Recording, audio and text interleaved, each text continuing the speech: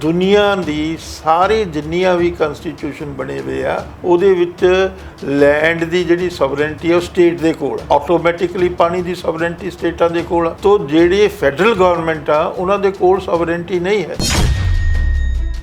ਲੇਕਿਨ ਬਦਕਿਸਮਤੀ ਦੇ ਨਾਲ ਪੰਜਾਬ ਦੇ ਨਾਲ ਡੇ 1 ਤੋਂ ਧੱਕਾ ਕੀਤਾ ਗਿਆ। 1966 ਦੇ ਵਿੱਚ ਪਾਣੀ ਰੀਆਰਗੇਨਾਈਜੇਸ਼ਨ ਹੋਈ ਪੰਜਾਬ ਦੀ। ਅੱਜ ਦਾ ਜਿਹੜਾ ਪੰਜਾਬੀ ਸੂਬਾ ਐਗਜ਼ਿਸਟੈਂਸ ਆਇਆ ਉਹਦੇ ਵਿੱਚ 3 ਕਲੌਜ਼ਸ ਇੰਡਕਟ ਕਰਤੀਆਂ ਸੈਂਟਰਲ ਗਵਰਨਮੈਂਟ ਚਲਾਕੀ ਦੇ ਨਾਲ। ਪਾਣੀਆਂ ਦੀ ਜਿਹੜੀ ਡਿਸਟ੍ਰੀਬਿਊਸ਼ਨ ਆ ਉਹਦਾ ਸੋਵਰਨ ਰਾਈਟ ਦਾ ਹੱਕ ਦਾ ਸੀਗਾ ਪੰਜਾਬ ਦਾ, ਕਿਉਂਕਿ ਪੰਜਾਬ ਦਾ ਪਾਣੀ ਸੀ ਉਹ ਉਹਨਾਂ ਨੇ ਖੋਹ ਲਿਆ। ਡਿਵੈਲਪਮੈਂਟ ਆਫ ਪੰਜਾਬ ਰਿਵਰ ਆ ਵੀ ਜੇ ਤੁਸੀਂ ਫਰਜ਼ ਕਰੋ ਪੰਜਾਬ ਦੇ ਵਿੱਚ ਕੋਈ ਕੱਸੀ ਕੱਢਣੀ ਹੈ, ਕੋਈ ਹੋਰ ਚੀਜ਼ ਉਹਦੀ ਡਰੇਨੇਜ ਕੱਢਣੀ ਹੈ, ਕਿਸੇ ਕਿਸਮ ਦੀ ਪਾਣੀ ਦੀ ਛੇੜਖੇੜ ਮਤਲਬ ਜੋ ਵੀ ਕਰਨੀ ਹੈ ਤੁਸੀਂ ਆਪਣੀ ਡਿਵੈਲਪਮੈਂਟ ਦੇ ਲਈ ਆਪਣੇ ਐਜੂਕੇਸ਼ਨ ਪੁਆਇੰਟ ਆਫ View ਤੋਂ ਜਾਂ ਹੋਰ ਕਾਰਨਾਂ ਕਰਕੇ ਤੁਸੀਂ ਆਪ ਨਹੀਂ ਕਰ ਸਕਦੇ। ਤੁਹਾਨੂੰ ਇਜਾਜ਼ਤ ਲੈਣੀ ਪਏਗੀ ਸੈਂਟਰ ਤੋਂ। ਜਿੰਨੇ ਪੰਜਾਬ ਦੇ ਡੈਮ ਆ ਉਹਨਾਂ ਦਾ ਜਿਹੜਾ ਕੰਟਰੋਲ ਹੈੱਡਵਰਕਸ ਦਾ ਕੰਟਰੋਲ ਉਸ ਨੂੰ ਅਸੀਂ ਕਹਿ ਦਿੰਦੇ, ਉਹ ਹੈੱਡਵਰਕਸ ਦਾ ਜਿਹੜਾ ਕੰਟਰੋਲ ਆ ਪੰਜਾਬ ਤੋਂ ਖੋ ਕੇ ਸੈਂਟਰ ਨੇ ਆਪਣੇ ਹੱਥ ਵਿੱਚ ਲਿਆ। 1966 ਤੋਂ ਪਹਿਲਾਂ ਭਾਖੜਾ ਬਿਆਸ ਮੈਨੇਜਮੈਂਟ ਦਾ ਟੋਟਲ ਕੰਟਰੋਲ ਪੰਜਾਬ ਸਰਕਾਰ ਦੇ ਕੋਲ ਸੀ, ਲੇਕਿਨ ਬਾਅਦ ਦੇ ਵਿੱਚ ਇਹਨਾਂ ਨੇ ਉਹ ਸਰੈਂਡਰ ਕਰ ਦਿੱਤਾ ਰਾਈਟ। ਹੁਣ ਤਾਂ ਜਿਹੜਾ ਇੱਕ ਵੀ ਰਿਪਰੈਜ਼ੈਂਟੇਟਿਵ ਮੈਂਬਰ ਸੀ 58% ਸਾਡੀ ਕੰਟਰੀਬਿਊਸ਼ਨ ਆ ਇਹਨਾਂ ਦੇ ਅੰਕੜਿਆਂ ਦੇ ਮੁਤਾਬਕ ਹੀ ਉਹਨੂੰ ਵੀ ਵਿੱਚੋਂ ਬਾਹਰ ਕੱਢ ਦਿੱਤਾ। ਨਾ ਇੰਡੀਅਨ ਕਨਸਟੀਟਿਊਸ਼ਨ ਪੜ੍ਹਿਆ ਸੀ ਸਰਦਾਰ ਕਪੂਰ ਸਿੰਘ ਜੀ ਨੂੰ, ਜਿਹੜੇ ਆਪਣੇ ਆਪ ਨੂੰ ICS ਕਹਿੰਦੇ, ਜਿਹਨੂੰ ਲੋਕ ਸਮਝਦੇ ਆ ਵੀ ਸਾਡਾ ਸਭ ਤੋਂ ਜਿਉਂਦਾ ਸਭ ਤੋਂ ਬੜਾ ਦੁਨੀਆ ਦੇ ਵਿੱਚ ਇੰਟੈਲੈਕਚੁਅਲ ਸੀ, ਉਹ ਬਿਲਕੁਲ ਟੋਟਲੀ ਇਲੀਟਰੇਟ ਸੀ। ਔਰ ਜੋ ਉਸਨੇ ਸਟੈਂਡ ਪਾਰਲੀਮੈਂਟ ਦੇ ਵਿੱਚ ਰੀਆਰਗੇਨਾਈਜੇਸ਼ਨ ਬਿੱਲ ਤੇ ਲਿੱਤਾ ਉਹ ਐਂਟੀ ਪੰਜਾਬ ਸੀ। ਉਸ ਨੂੰ ਪਤਾ ਹੀ ਨਹੀਂ ਸੀ ਵੀ ਇਹ ਜਿਹੜੀਆਂ 3 ਕਲੌਜ਼ਸ ਪਾ ਰਿਹਾ ਬ੍ਰਾਹਮਣ ਰੀਆਰਗੇਨਾਈਜੇਸ਼ਨ ਦੀਆਂ 78-79-80 ਇਹਨਾਂ ਦੀਆਂ ਕੀ ਇੰਪਲੀਕੇਸ਼ਨਸ ਆ। ਉਹ ਆਪਣੀ ਅੰਗਰੇਜ਼ੀ ਕੋਡ ਸੀ, it is an ill gotten child delivered by an incompetent midwife. ਅੱਜ ਪੰਜਾਬ ਨੂੰ ਨਿਚੋੜਿਆ ਜਾ ਰਿਹਾ ਕਿ ਇਹ ਕਹਿ ਕੇ ਵੀ ਤੁਹਾਡੇ ਕੋਲ ਤਾਂ ਬਹੁਤ ਸਰਪਲਸ ਹਨ। 20 ਲੱਖ ਟਿਊਬਵੈੱਲ ਆ ਪੰਜਾਬ ਦੇ। ਪੰਜਾਬ ਦਾ ਜਿਹੜਾ ਅੰਡਰਗਰਾਊਂਡ ਵਾਟਰ ਉਹ ਖਤਮ ਹੋ ਚੁੱਕਿਆ। ਤੁਸੀਂ ਜਮਨਾਂ ਦਾ ਪਾਣੀ ਤਾਂ ਇੱਕ ਤੁਪਕਾ ਨਹੀਂ ਸਾਨੂੰ ਦਿੰਦੇ, ਕਿਸ ਆਧਾਰ ਤੇ ਤੁਸੀਂ ਸਾਡਾ ਪਾਣੀ ਉੱਧਰ ਲੈ ਜਾ ਰਹੇ ਹੋ ਜਦ ਕਿ ਉਹਦਾ ਕੋਈ ਲੈਜੀਟੀਮੇਟ ਰਾਈਟ ਬਣਦਾ ਹੀ। ਪੰਜਾਬ ਦੇ ਵਿੱਚ ਕਈ ਦਹਾਕੇ ਪੁਰਾਣਾ ਪੰਜਾਬ ਦੇ ਪਾਣੀਆਂ ਦਾ ਮਸਲਾ ਹੈ ਤੇ ਪਾਣੀਆਂ ਦੇ ਮਸਲੇ ਨੂੰ ਲੈ ਕੇ ਵੱਖ-ਵੱਖ ਧਿਰਾਂ ਦੇ ਵੱਲੋਂ ਆਪਣੀ ਸੌੜੀ ਰਾਜਨੀਤੀ ਕੀਤੀ ਜਾਂਦੀ ਆ। ਹਾਲ ਦੇ ਵਿੱਚ ਵੀ ਬਹੁਤ ਸਾਰੀਆਂ ਜਿਹੜੀਆਂ ਚਰਚਾਵਾਂ ਤੇ ਬਹੁਤ ਸਾਰੀਆਂ ਆਪਣੇ ਆਪ ਦੇ ਵਿੱਚ ਤਲਖ ਟਿੱਪਣੀਆਂ ਕੀਤੀਆਂ ਗਈਆਂ ਨੇ, ਚਾਹੇ ਉਹ ਵਿਰੋਧੀ ਧਿਰ ਦੇ ਨੇਤਾ ਹੋਣ ਜਿਹੜੇ ਹਰਿਆਣਾ ਦੇ ਨਾਲ ਸੰਬੰਧਿਤ ਨੇ, ਸੈਂਟਰ ਸਰਕਾਰ ਦੇ ਨਾਲ ਸੰਬੰਧਿਤ ਨੇ, ਜਾਂ ਫਿਰ ਪੰਜਾਬ ਸਰਕਾਰ ਦੇ ਕਾਰਜਕਾਲ ਦੀ ਗੱਲ ਹੋਵੇ ਤਾਂ CM ਭਗਵੰਤ ਮਾਨ ਵੀ ਕਿਤੇ ਨਾ ਕਿਤੇ ਆਪਣੇ ਆਪ ਨੂੰ ਇਹ ਜਤਾਉਂਦੇ ਹੋਏ ਨਜ਼ਰ ਆ ਰਹੇ ਨੇ ਕਿ ਪੰਜਾਬ ਦੇ ਪਾਣੀਆਂ ਦੇ ਉੱਪਰ ਪਹਿਰੇਦਾਰੀ ਕਰਾਂਗੇ। ਔਲ ਮੀਟਿੰਗ ਸੱਦੀ ਗਈ ਹੈ, ਇਹਦੇ ਤਹਿਤ ਬਹੁਤ ਸਾਰੀਆਂ ਹੋਰ ਚਰਚਾਵਾਂ ਨੇ ਕਿ ਵਿਧਾਨ ਸਭਾ ਦਾ ਸੈਸ਼ਨ ਸੱਦ ਕੇ ਮਤਾ ਪਾਇਆ ਜਾ ਸਕਦਾ ਹੈ। ਤਮਾਮ ਸਾਰੇ ਮਸਲਿਆਂ ਦੇ ਬਾਬਤ ਤਮਾਮ ਸਾਰੇ ਸਵਾਲ ਨੇ, ਉਹਨਾਂ ਸਵਾਲਾਂ ਦੀ ਗੱਲਬਾਤ ਕਰਾਂਗੇ, ਤਮਾਮ ਜਾਣਕਾਰੀ ਲੈਣ ਦਾ ਯਤਨ ਕਰਾਂਗੇ। ਔਰ ਇਸੇ ਵਿਸ਼ੇ ਦੇ ਉੱਪਰ ਗੱਲਬਾਤ ਕਰਨ ਵਾਸਤੇ ਸਾਡੇ ਨਾਲ ਡਾਕਟਰ ਗੁਰਦਰਸ਼ਨ ਸਿੰਘ ਢਿੱਲੋਂ ਨੇ, ਪ੍ਰਸਿੱਧ ਸਿੱਖ ਵਿਦਵਾਨ ਨੇ। ਔਰ ਡਾਕਟਰ ਸਾਹਿਬ ਸਵਾਗਤ ਹੈ ਸਭ ਤੋਂ ਪਹਿਲਾਂ ਜੀ। ਥੈਂਕ ਯੂ ਜੀ, ਬਹੁਤ ਮਿਹਰਬਾਨੀ, ਸ਼ੁਕਰੀਆ। ਡਾਕਟਰ ਸਾਹਿਬ, ਹਾਲ ਦੇ ਵਿੱਚ BBMB ਦਾ ਮੁੱਦਾ ਛਾਇਆ ਹੋਇਆ ਤੇ ਪੰਜਾਬ ਦੇ ਮੁੱਖ ਮੰਤਰੀ ਭਗਵੰਤ ਸਿੰਘ ਮਾਨ ਦੀ ਗੱਲ ਹੋਵੇ ਜਾਂ ਹੋਰ ਬਹੁਤ ਸਾਰੀਆਂ ਧਿਰਾਂ ਦੀ ਗੱਲ ਹੋਵੇ, ਅੱਜ ਉਹਨਾਂ ਨੇ ਆਲ ਪਾਰਟੀ ਮੀਟਿੰਗ ਦੇ ਵਿੱਚ ਆਪਣੇ ਆਪ ਦੇ ਵਿੱਚ ਬਹੁਤ ਵੱਡੇ ਬਿਆਨ ਦਿੱਤੇ ਨੇ। ਸਭ ਤੋਂ ਪਹਿਲਾਂ ਤਾਂ ਇਹ ਸਵਾਲ ਹੈ ਕਿ ਇਹਨਾਂ ਤਮਾਮ ਸਾਰੀਆਂ ਚਰਚਾਵਾਂ ਦੇ ਮੱਦੇਨਜ਼ਰ ਤਮਾਮ ਸਾਰੀਆਂ ਧਿਰਾਂ ਦੇ ਲੀਡਰਾਂ ਦੇ ਰੋਲ ਨੂੰ ਕਿਵੇਂ ਦੇਖਦੇ ਹੋ ਜੀ? ਦੇਖੋ, ਇਸ ਹਮਾਮ ਦੇ ਵਿੱਚ ਸਾਰੇ ਨੰਗੇ ਆ, ਸਾਰੇ ਗੁਨਾਹਗਾਰ ਆ। ਕਾਂਗਰਸ ਗੁਨਾਹਗਾਰ ਆ ਕਿਉਂਕਿ ਸਾਰੀ ਸਮੱਸਿਆ ਕਾਂਗਰਸ ਨੇ ਸ਼ੁਰੂ ਕੀਤੀ, ਰਾਈਟ। ਇਸੇ ਤਰੀਕੇ ਦੇ ਨਾਲ ਅਕਾਲੀ ਦਲ ਜ਼ਿੰਮੇਵਾਰ ਆ।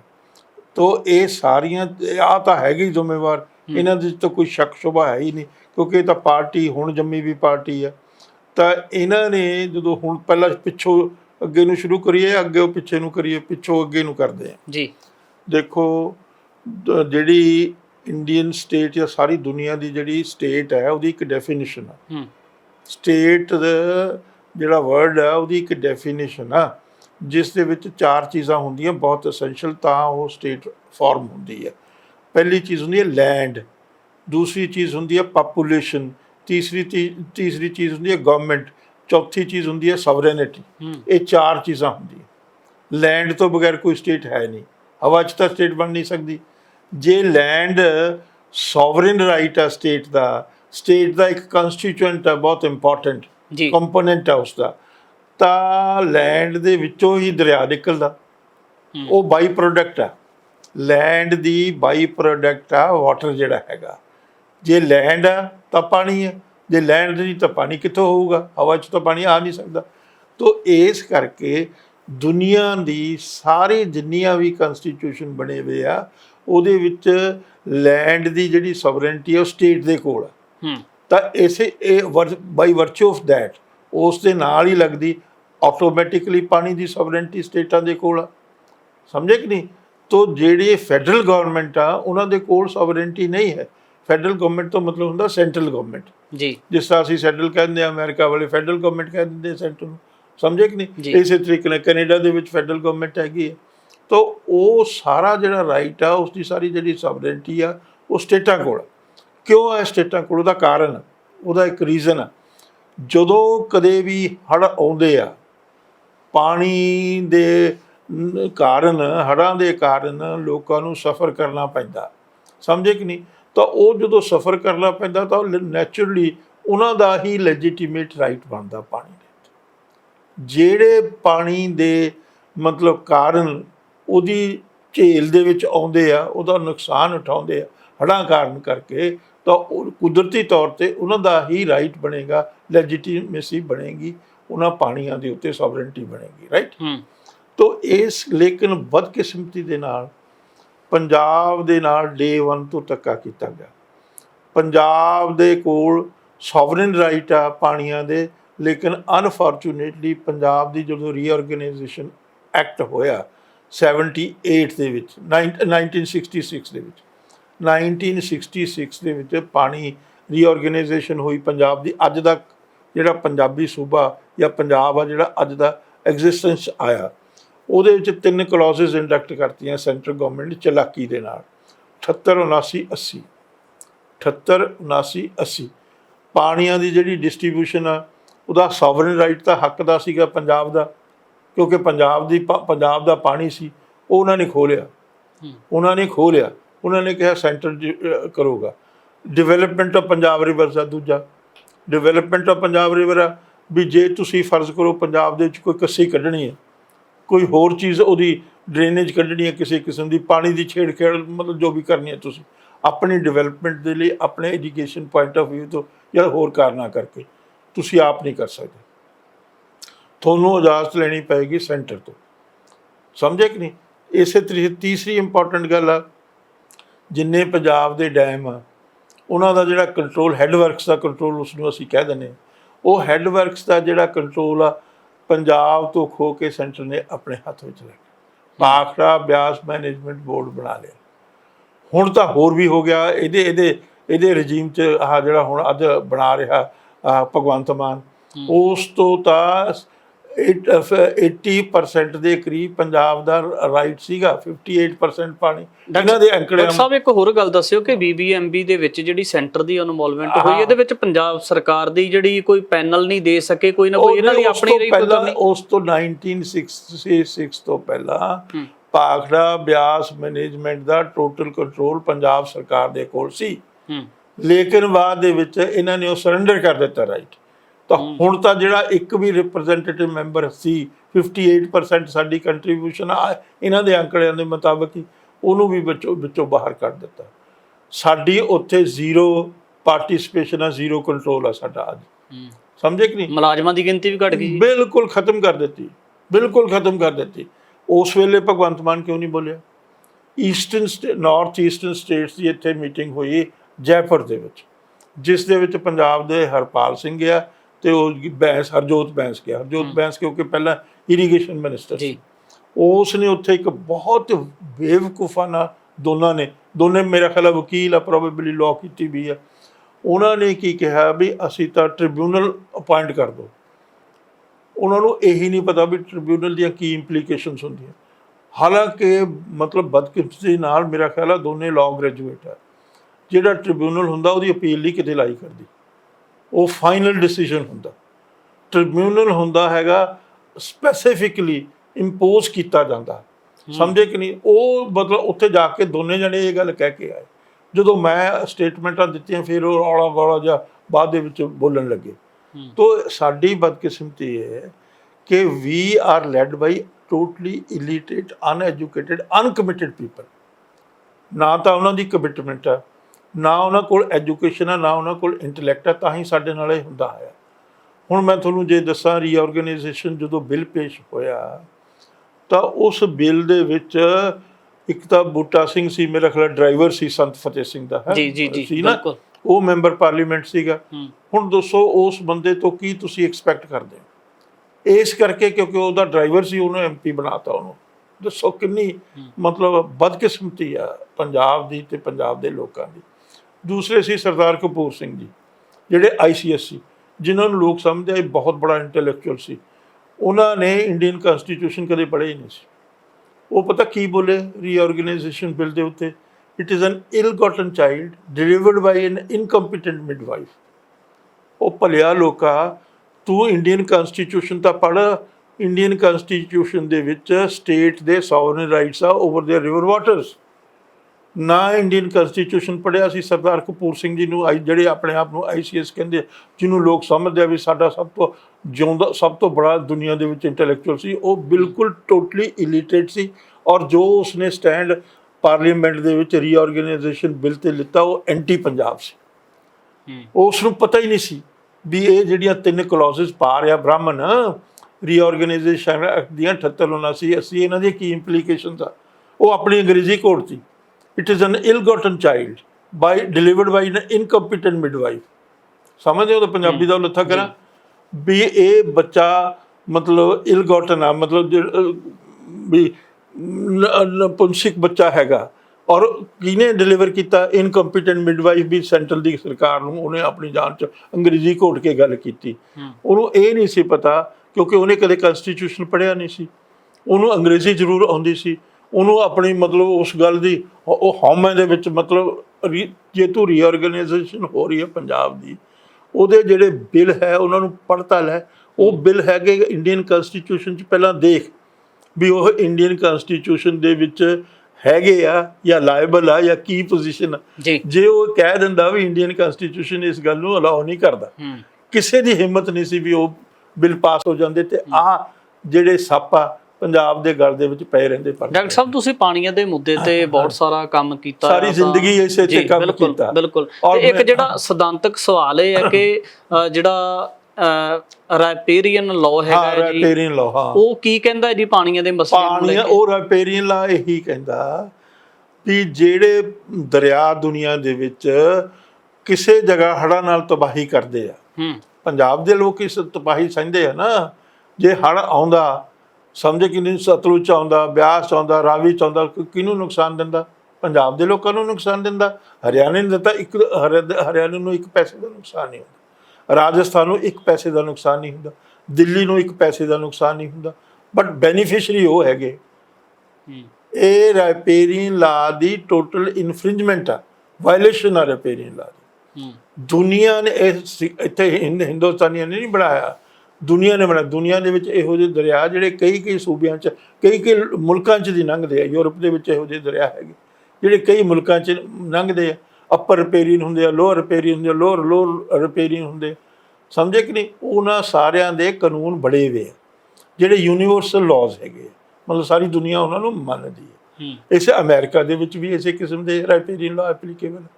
ਜਿਹੜੇ ਸਟੇਟਾਂ ਦੇ ਦਰਿਆ, ਉਹਨਾਂ ਨੂੰ ਕਿਸੇ ਵੀ ਕੀਮਤ ਦੇ, ਜੇ ਪ੍ਰੈਜ਼ੀਡੈਂਟ ਆਫ ਅਮਰੀਕਾ ਚਾਹੇ, 1 ਬੂੰਦ ਪਾਣੀ ਦੀ ਨਹੀਂ ਦੇ ਸਕਦੇ। ਸਮਝੇ ਨਹੀਂ? ਹੁਣ ਮੈਂ ਸੌਰੀ ਤੁਹਾਨੂੰ ਅਮਰੀਕਾ ਦੀ ਗੱਲ ਦੱਸਦਾ।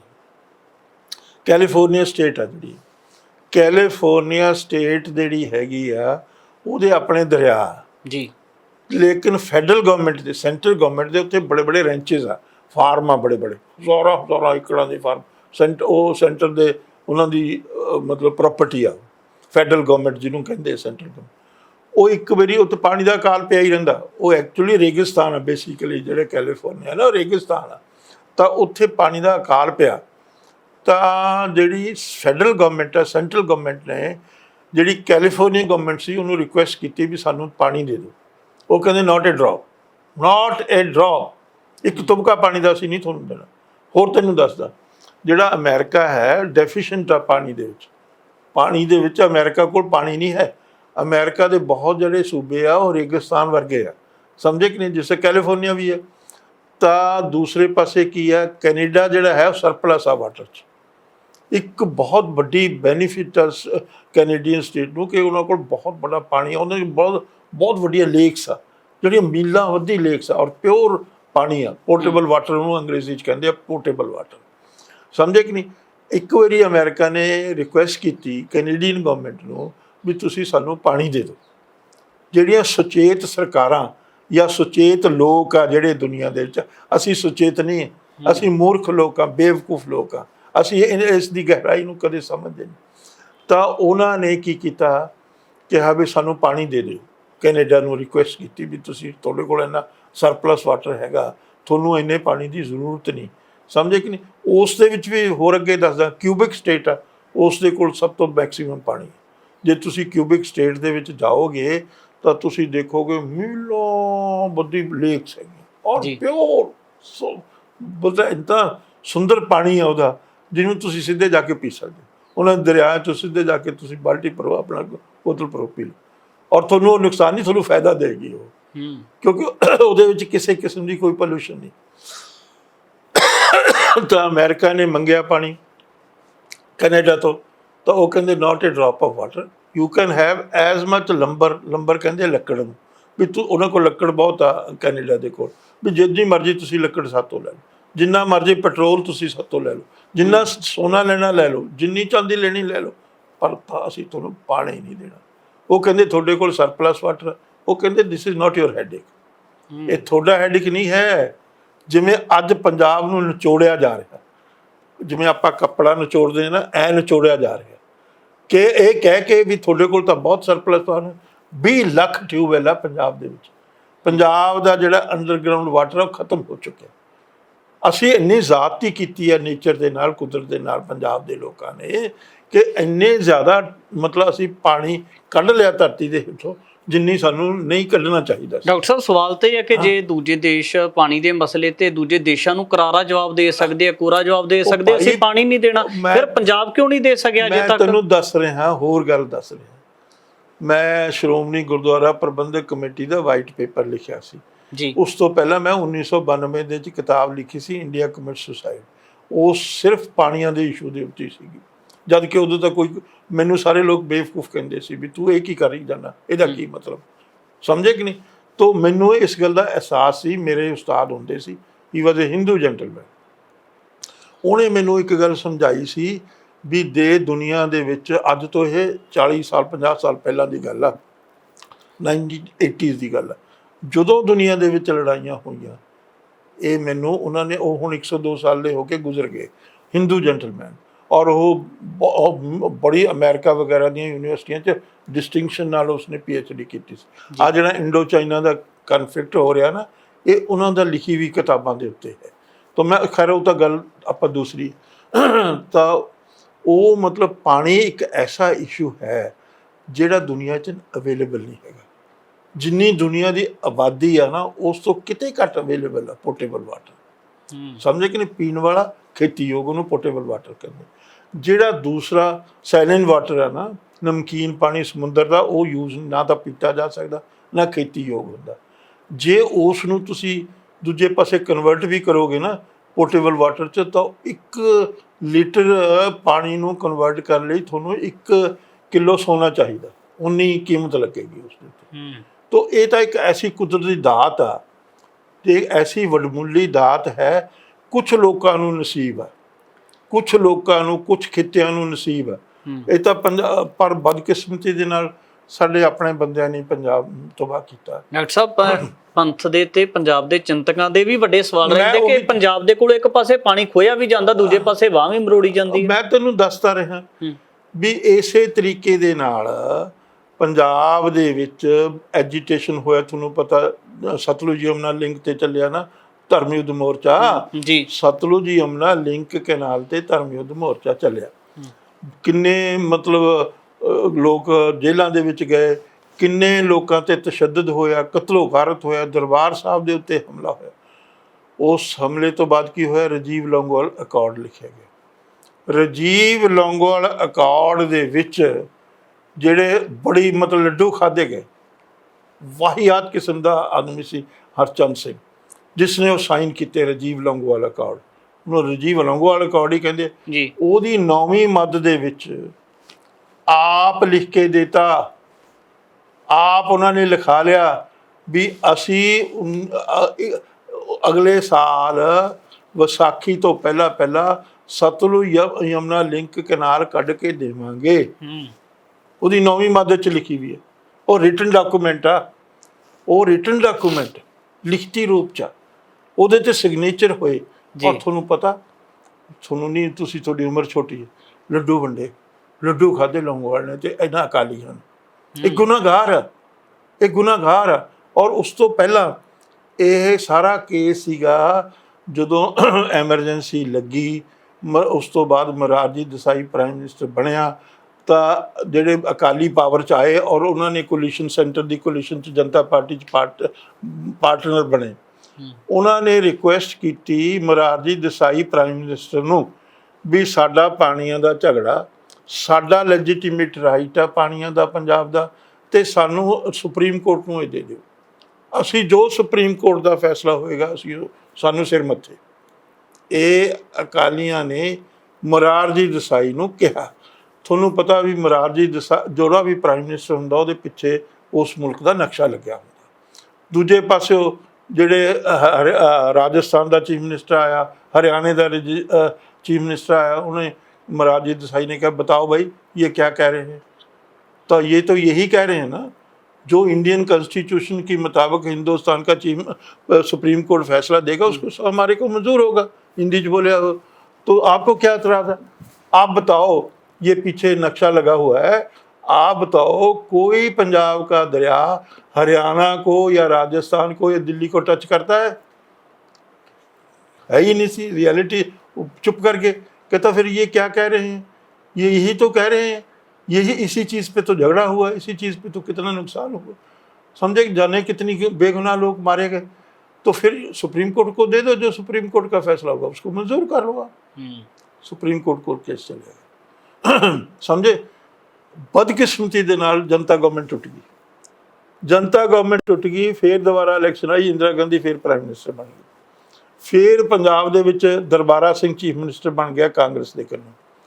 ਤਾਂ ਇੰਦਰਾ ਗਾਂਧੀ ਨੂੰ ਇਸ ਗੱਲ ਦਾ ਪਤਾ ਸੀ ਵੀ ਫੈਸਲਾ 100% ਪੰਜਾਬ ਦੇ ਹੱਕ ਵਿੱਚ ਆਏਗਾ ਔਰ ਜਿਹੜੀਆਂ 78, 79, 80 ਧਾਰਾਵਾਂ ਹੈਗੀਆਂ, ਕਲੌਜ਼ਸ ਹੈਗੀਆਂ ਰੀਆਰਗੇਨਾਈਜੇਸ਼ਨ ਐਕਟ ਦੀਆਂ, ਉਹ ਟੁੱਟ ਜਾਣਗੀਆਂ ਕਿਉਂਕਿ ਅਲਟਰਾ ਵਾਇਰਸ ਅਨਕਨਸਟੀਟਿਊਸ਼ਨਲ ਆ, ਉਹ ਗੈਰ ਵਿਧਾਨਿਕ ਆ। ਉਹਨੇ ਉਹਦੇ 'ਤੇ ਦਰਬਾਰਾ ਦੇ ਉੱਤੇ ਬਹੁਤ ਪ੍ਰੈਸ਼ਰ ਪਾਇਆ ਵੀ ਤੂੰ ਸੁਪਰੀਮ ਕੋਰਟ 'ਚੋਂ ਫੈਸਲਾ ਕੱਢ ਕੇ ਬਾਹਰ ਫੈਸਲਾ ਕਰ ਲਾ, ਸਮਝੇ ਕਿ ਨਹੀਂ, ਤਾਂ ਕਿ ਪੰਜਾਬ ਦੇ ਹੱਕ ਵਿੱਚ ਨਾ ਆਵੇ। ਉਹ ਬਹੁਤ ਪੰਜਾਬ ਦੇ ਲਈ ਐਡਾ ਵੱਡਾ ਧੱਕਾ, ਐਡੀ ਭਿਆਨਕ ਜਿਹੜੀ ਮਤਲਬ ਉਹਨੇ ਧਰੋਹ ਕੀਤਾ ਦਰਬਾਰੇ ਨੇ, ਜਿਹੜਾ ਕਾਂਗਰਸ ਦਾ ਚੀਫ ਮਿਨਿਸਟਰ ਸੀ ਪੰਜਾਬ ਦਾ, ਮੈਂ ਉਹਨੂੰ ਦਰਬਾਰੇ ਹੀ ਕਹਿੰਦਾ, ਸਮਝੇ ਕਿ ਨਹੀਂ। ਉਹਨੇ ਕੇਸ ਵਾਪਸ ਲੈ ਲਿਆ, ਉਹਨੇ ਕੇਸ ਵਾਪਸ ਲੈ ਕੇ ਸਮਝੌਤਾ ਕਰ ਲਿਆ। ਉਹ ਪੰਜਾਬ ਦੇ ਲਈ ਸੁਸਾਈਡਲ ਸੀ, ਮੌਤ ਸੀ ਪੰਜਾਬ ਦੇ ਪਾਣੀਆਂ ਦੇ ਇਸ਼ੂ ਦੇ ਉੱਤੇ। 100% ਫੈਸਲਾ ਸਾਡੇ ਹੱਕ ਵਿੱਚ ਆਉਣਾ ਸੀ, ਸਾਰੀ ਦੁਨੀਆ ਜਾਣਦੀ ਸੀ। ਲੇਕਿਨ ਇੰਦਰਾ ਗਾਂਧੀ ਨੇ ਪ੍ਰੈਸ਼ਰ ਪਾ ਕੇ ਦਰਬਾਰੇ ਦੇ ਉੱਤੇ ਉਹ ਬਾਹਰ ਐਗਰੀਮੈਂਟ ਕਰਾ ਲਿਆ। ਜਦੋਂ ਐਗਰੀਮੈਂਟ ਹੋ ਗਿਆ ਤਾਂ ਤੁਹਾਡਾ ਫੈਸਲਾ, ਤੁਹਾਡਾ ਕੇਸ ਆਟੋਮੈਟਿਕਲੀ ਵਾਪਸ ਚਲੇ ਗਿਆ ਨਾ। ਆਪਾਂ ਦੋਨੇ ਲੜ ਰਹੇ ਹਾਂ, ਆਪਣਾ ਕੇਸ ਚੱਲ ਰਿਹਾ, ਆਪਾਂ ਬਾਹਰ ਸਮਝੌਤਾ ਕਰ ਲਿਆ, ਕੇਸ ਦੀ ਵੈਲਿਡਿਟੀ ਖਤਮ ਹੋ, ਕੇਸ ਖਤਮ ਹੋ ਗਿਆ ਜੀ। ਇਹ ਇੱਕ ਬਹੁਤ ਵੱਡਾ ਪੰਜਾਬ ਦੇ ਨਾਲ ਧਰੋਹ ਸੀ, ਪੰਜਾਬ ਦੇ ਨਾਲ ਧੱਕਾ ਸੀ, ਪੰਜਾਬ ਦੇ ਨਾਲ ਧੋਖਾ ਸੀ, ਜਿਹੜਾ ਇੰਦਰਾ ਗਾਂਧੀ ਨੇ ਦਰਬਾਰੇ ਦੇ ਥਰੂ ਕਰਾਇਆ ਪੰਜਾਬ ਦੇ ਵਿੱਚ। ਜਦੋਂ ਕਾਂਗਰਸ ਦੀ, ਇਹ ਤਾਂ ਕਾਂਗਰਸ ਦੀ ਕਰਤੂਤ ਹੁੰਦਾ। SYL ਉਸੇ ਨੇ, ਇੰਦਰਾ ਗਾਂਧੀ ਨੇ ਵੱਟੀ ਸੀ ਨਾ ਜੀ, ਸਾਰਾ ਜਿੱਥੋਂ ਝਗੜਾ ਧਰਮ ਯੁੱਧ ਮੋਰਚੇ ਦਾ ਚੱਲਿਆ। ਤਾਂ ਮਤਲਬ ਇਸ ਹਮਾਮ ਦੇ ਵਿੱਚ ਸਾਰੇ ਕਾਲੇ ਆ, ਸਾਰੇ ਗੰਦੇ ਆ, ਸਾਰੇ ਬੇਈਮਾਨ। ਮੈਂ ਕਾਂਗਰਸ ਦੀ ਤੁਹਾਨੂੰ ਕਰਤੂਤ ਦੱਸਦੀ, ਮੈਂ ਤੁਹਾਨੂੰ ਅਕਾਲੀਆਂ ਦੀ ਕਰਤੂਤ ਦੱਸਦੀ। ਰਾਜੀਵ ਲੌਂਗੋਵਾਲ ਕਿਤਨਾ ਮਤਲਬ ਕਤਲੋ ਗਾਰਤ ਹੋਇਆ, ਦਰਬਾਰ ਸਾਹਿਬ ਢਹਿ ਢੇਰੀ ਹੋ ਗਿਆ, ਸ਼੍ਰੀ ਅਕਾਲ ਤਖਤ ਸਾਹਿਬ ਢਹਿ ਢੇਰੀ ਹੋ ਗਿਆ, ਕਿਤਨਾ ਜ਼ੁਲਮੋ ਸਿਤਮ ਪੰਜਾਬ ਦੇ ਵਿੱਚ ਹੋਇਆ।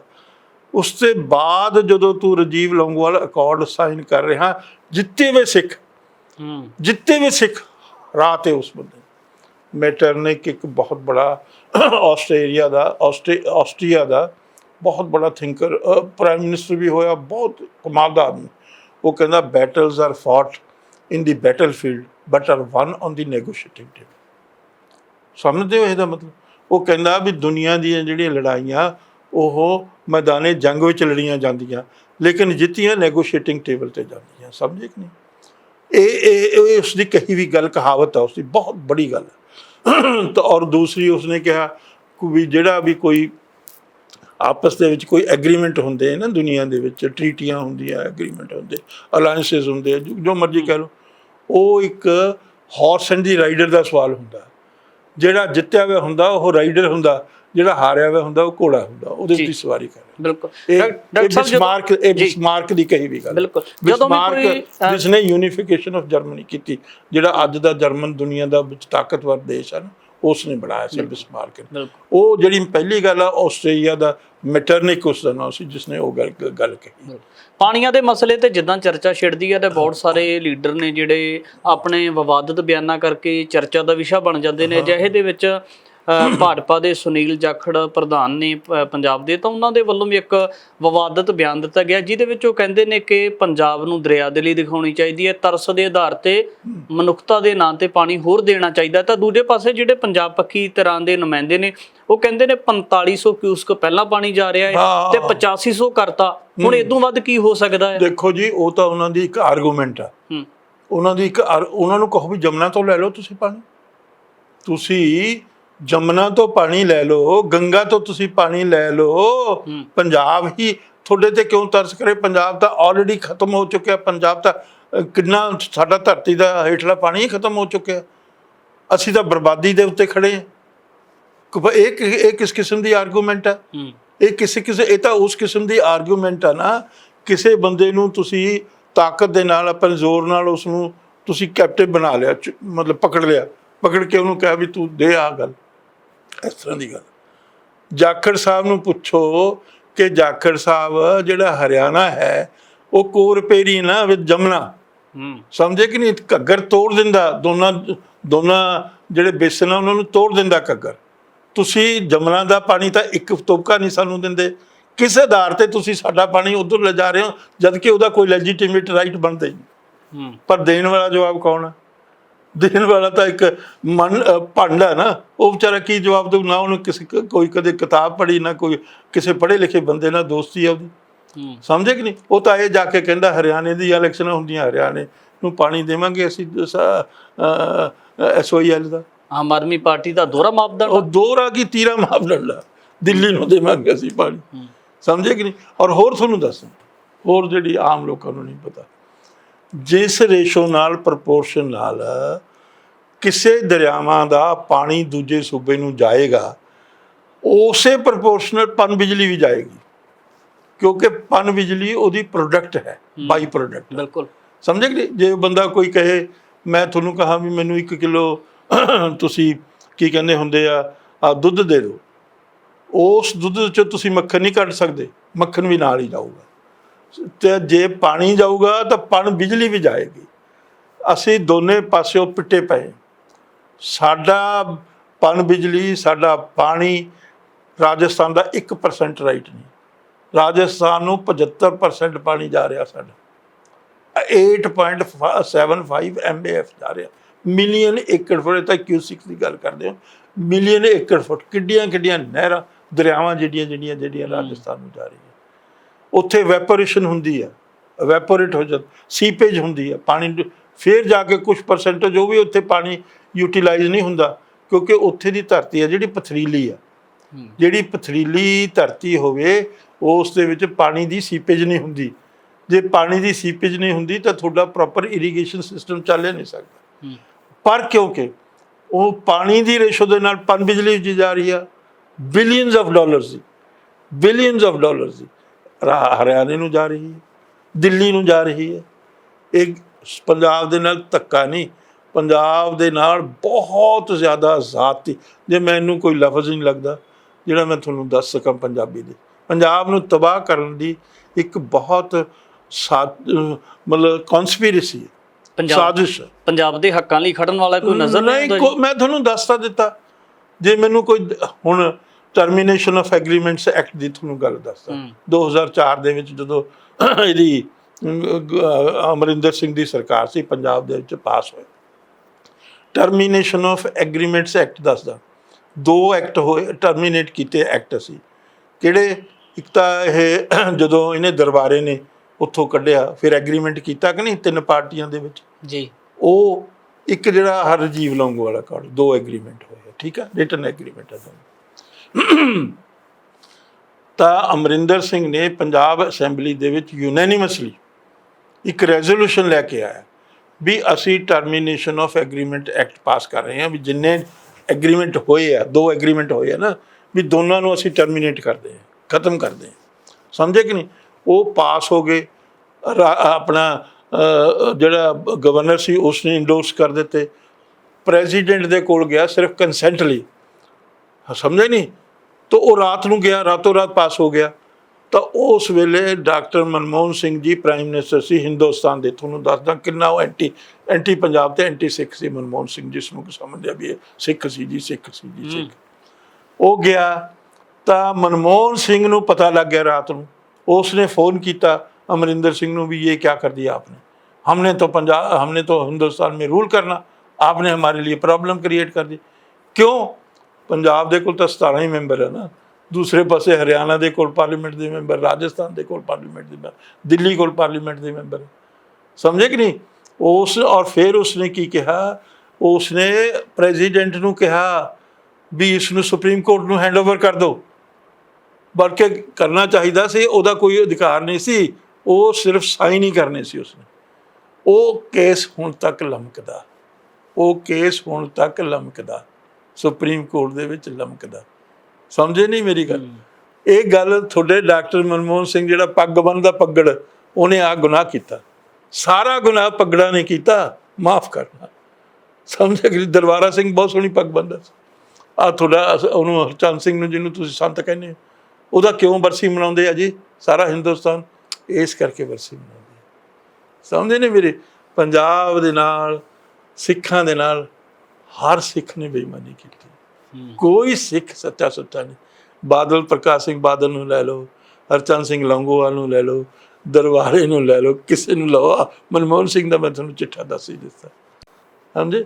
ਤਾਂ ਕੋਈ ਤੁਹਾਡਾ ਵਾਲੀ ਵਾਰਸ ਨਹੀਂ, ਗੁਰੂ ਹੀ ਤੁਹਾਡਾ ਵਾਲੀ ਵਾਰਸ ਆ। ਗੁਰੂ ਨੇ ਤੁਹਾਨੂੰ ਵਿਦਿਆ ਦੇ ਲੜ ਲਾਇਆ, ਅੱਖਰ ਦੇ ਲੜ ਲਾਇਆ, ਤੁਸੀਂ ਅੱਖਰ ਤੋਂ ਬੇਮੁਖ ਹੋ ਗਏ। ਬਿਲਕੁਲ ਕਸੂਰ ਉਸ ਦਾ ਨਹੀਂ, ਕਸੂਰ ਤੁਹਾਡਾ। ਤੁਹਾਨੂੰ ਇਹਨਾਂ ਬਰੀਕੀਆਂ ਨੂੰ ਸਮਝਣਾ ਚਾਹੀਦਾ ਸੀ, ਬਰੀਕੀਆਂ ਦਾ ਗਿਆਨ ਤੁਹਾਨੂੰ ਹੋਣਾ ਚਾਹੀਦਾ, ਬਰੀਕੀਆਂ ਦੀ ਸੂਝ ਤੁਹਾਨੂੰ। ਜਿਹਨੂੰ ਤੁਸੀਂ ਸਭ ਤੋਂ ਵੱਡਾ ਇੰਟੈਲੈਕਚੁਅਲ ਸਮਝਦੇ, ਉਹਦੀ ਕਰਤੂਤ ਤੁਹਾਨੂੰ ਦੱਸਦੀ ਆਪਣੇ ਕਪੂਰ ਸਿੰਘ ਦੀ। ਜਿਹਨੂੰ ਤੁਸੀਂ ਸਮਝਦੇ ਹੋ ਤੁਹਾਡਾ ਬਹੁਤ ਵੱਡਾ ਸਿੱਖ ਪ੍ਰਾਈਮ ਮਿਨਿਸਟਰ ਸੀ, ਉਹਦੀ ਕਰਤੂਤ ਤੁਹਾਨੂੰ ਦੱਸਦੀ, ਸਮਝੇ ਕਿ ਨਹੀਂ? ਤਾਂ ਮੇਰਾ ਮਤਲਬ ਕਹਿਣ ਦਾ ਇਹ ਆ, ਤੁਹਾਡਾ ਕੋਈ ਵਾਲੀ ਵਾਰਸ ਨਹੀਂ ਹੈ।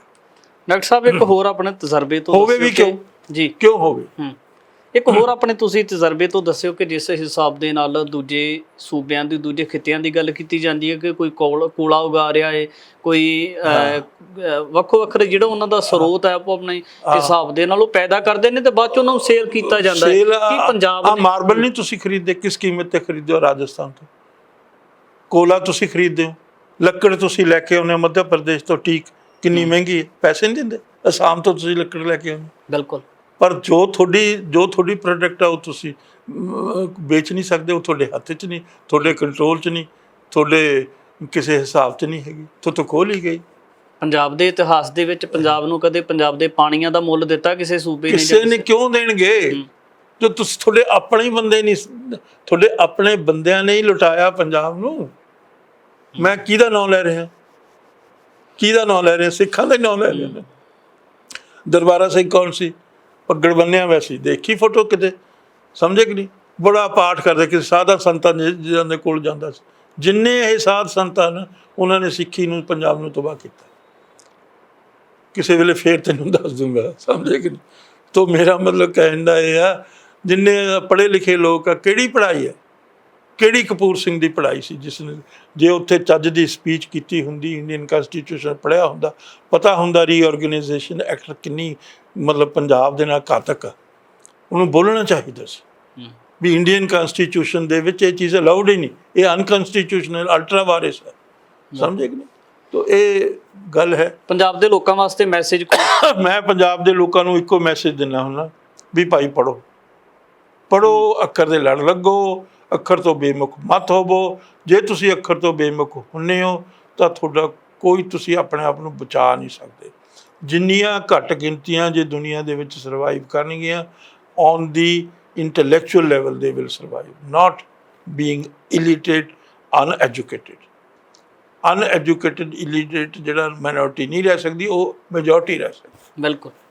ਪਾਣੀਆਂ ਦੇ ਮਸਲੇ ਦੀ ਚਰਚਾਵਾਂ ਦੇ ਵਿਚਾਲੇ ਡਾਕਟਰ ਗੁਰਦਰਸ਼ਨ ਸਿੰਘ ਢਿੱਲੋਂ, ਜਿਹੜੇ ਕਿ ਲਗਾਤਾਰ ਪੰਜਾਬ ਦੇ ਪਾਣੀਆਂ ਦੇ ਮਸਲਿਆਂ ਦੇ ਉੱਪਰ ਬਹੁਤ ਵੱਡਾ ਤੇ ਵਡਮੁੱਲਾ ਕੰਮ ਕਰਦੇ ਨਜ਼ਰ ਆਏ ਨੇ, ਔਰ ਉਹਨਾਂ ਦੇ ਨਾਲ ਗੱਲਬਾਤ ਕਰਨ ਦਾ ਯਤਨ ਕੀਤਾ ਤਾਂ ਕੁਝ ਜਿਹੜੀਆਂ ਦਲੀਲਾਂ ਨੇ ਉਹਨਾਂ ਨੇ ਆਪਣੇ ਅਨੁਸਾਰ ਦਿੱਤੀਆਂ ਨੇ।